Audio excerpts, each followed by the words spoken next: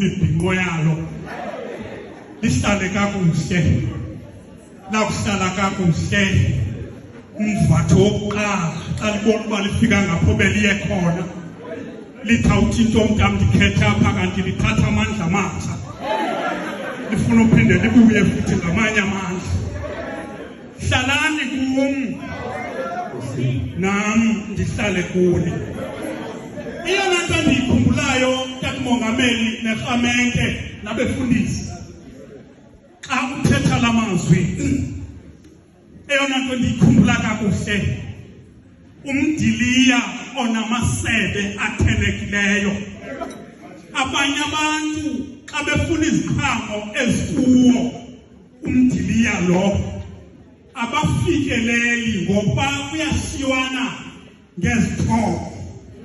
Ufika phekaleni komdiliya takumfundisa ubheke apha ngaphansi kwawo kukho intonganyana amakhulu angaka apha phansi komdiliya namagade namatye. Into exela into yokokuba abantu abangafikelelekiyo ukukhawula iziqhamo bayakhokha. Ezi zinto abakhokha ngazo abaphinde bazithathe. Okomntu ebephanselwe imoto mgaqweni ilinto ebephase ngalo imoto yakhe efaka isteriyo akalisusi for ezinye imoto ezizayo ukuba zikonzakala. Bantwana bakaThixo kunjalo phantsi komdiliya takumongameli. Umdiliya ngexesha ukhokhwa ngabantu abafuna iziqhamo zabo womkhiqiza iziqhamo bekhona.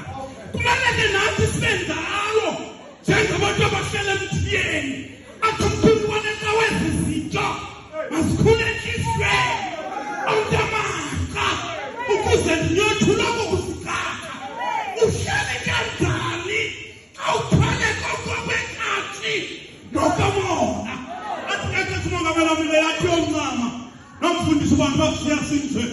Bantwana bakaThixo yonke inkohlakalo nokuthandwa kwayo mayiya kube kanye sithi bakholwa